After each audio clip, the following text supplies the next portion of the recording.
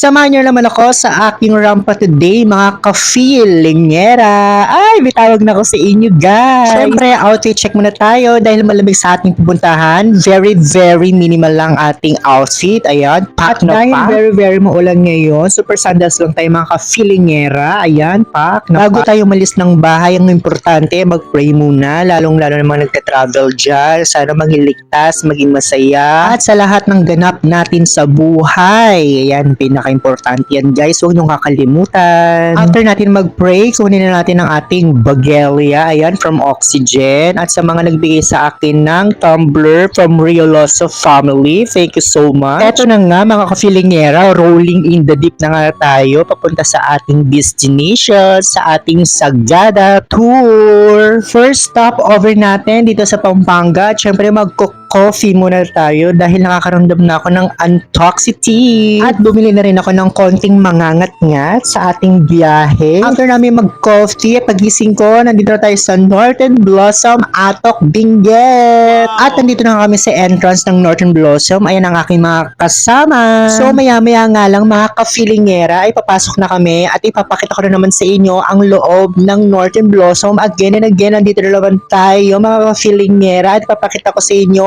ang nagagandahan ko at nagbabanguhan kong mga bulaklak. At dahil nga super malamig dito sa tuktok ng bundok sa Atok, namamasa ang aking mga bulaklak. Char! At makikita nyo naman ang iba't ibang hugis at kulay at amoy ng aking mga bulaklak. Ang mga kulay ng aking bulaklak minsan maputi, mapula. At dahil feelingera ang tawag ko sa inyo, guys, my name is Philip and you can call me for short Phil. Ayan, dahil nga feelingera tayo, katulad ko, nagfi-feeling akong maganda, nagfi-feeling akong fresh, nagfi-feeling akong masikip, tulad ng kakilala ko, maluwag. Char! Siyempre, magmi-me-time muna ako, guys, para makita ko ang mga bulaklak na namumukadkad at buhay na buhay. Banda rito naman sa unahan, may kita nyo ang naggagandahang mga sunflower. Ayan ang mga sunflower ni Mama at ni Papa. At sa mga gustong mag-picture ng pang-IG, pang-Instagrammable, so punta lang kayo sa unahan. Meron mga spot dyan na nagagandahan, na tanaw ang bundok. Ayan. Ituturo ko sa inyo, guys, mga ka-feelingera, dito sa unahan. Ayan ang magandang spot. Pwede kayo dyan mag-picture. Ito naman na sa malapitan. Ayan, ang background nyo ay ang bundok. Kung napapansin nyo, guys, medyo wet ang ating nilalakaran. Yes, opo. Umulan nga po dito ng very, very light dito sa Atok Benguet. Kaya naman super malamig talaga. Yes, opo. Sana all nagbe-wet. At ituturo ko sa inyo ang isa pang spot para mag-picture taking kayo dito. Ayan, dyan sa may terrace, mga ka-feelingera. Pwede kayo mag-feeling dyan na nakaluwag-luwag sa buhay. Ayan, dyan. Pak, aura. At pag nahagard naman kayo, mga ka-feelingera, yung ticket ninyo, meron niyang complimentary only coffee and bread. Yung bread po, hindi po only ha, yung coffee lang. Okay, pwede kayo mag-coffee dyan. Ayan, ipipresent nyo lang inyong ticket. Ayan, hanggang hindi kayo mangisay sa pagkakape, libre po yan. Ayan si Mother. After namin mag Northern Blossom, proceed na kami going Sagada. At ipapakita ko sa inyo, mga ka-feelingera, yung mga activities pa na hindi ko pa napapakita sa inyo, katulad ng Marlboro Hills and Blue Soil. Ayan, guys, so antabayanin nyo yan. So papunta na kami, ang aming team lumipad na sa Blue Soil. Ito na ang aming service papunta sa aming activity sa Blue Soil.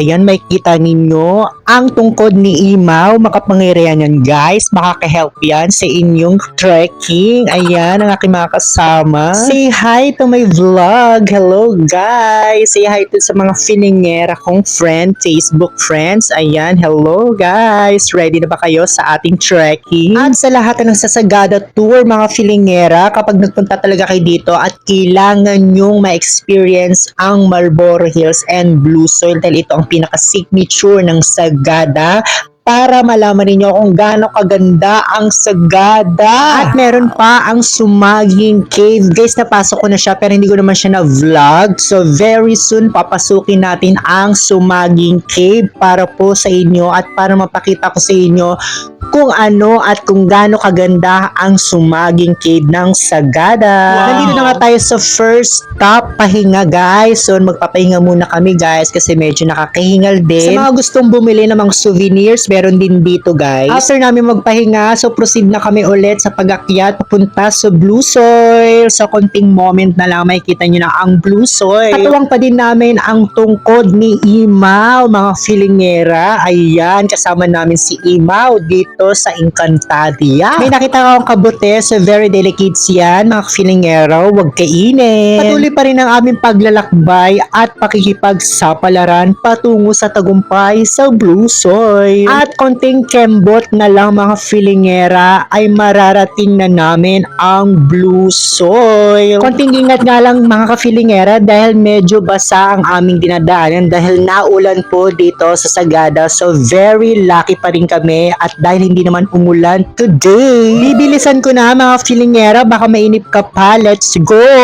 Ito na ang ating Blue Soil. So makikita nyo na ang Kaman Utik. Ayan guys, ang Blue Soil. So napakaganda, diba? So worth it ang inyong paghihirap. So dahil dyan magpapahinga muna kami. So nilibre ako ni Miss Love. So yan, thank you so much Miss Love. Ayan, so napakasarap din ang halo-halo nila dito guys. 60 pesos po ata ang kanilang halo-halo. Uupo muna kami ngayon ni Miss Love para kainin to. Ang Hello Hello. Ayan, ang Hello Hello na very social. Mag-feeling ka ngayong social. After kong kumain ng Hello Hello, mamaya ilalapit ko kayo sa Blue Soil para makita nyo kung gaano kaganda ang Blue Soil. Mga feelingera, mag-feeling tayo na sa niebe. Ganon. So let's go, lapitan natin ang Blue Soil mga feelingera para makita nyo kung gaano kaganda ang kanyang kulay. Lalo na pag naulan talaga siya nagiging blue. At ito naman ang aking mga kasama, ang mga pukengkay. Hello, mag-hello kayo mga pukengkay. Hello! At sa mga gusto ng ganito activities at challenges, ayan, pwede naman kayo mag-book ng Sagada Tour. Hello, Papi!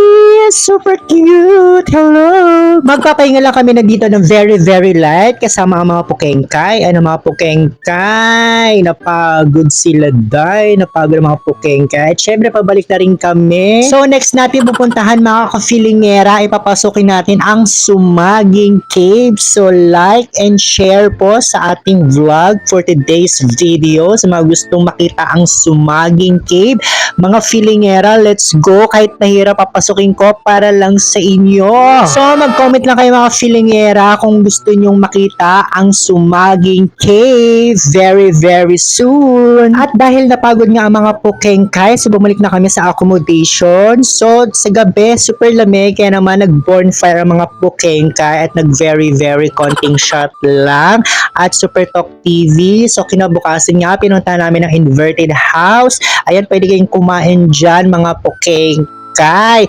So kung nagustuhan mo tong vlog na to, please like and share and comment and see you sa next tour. Bye!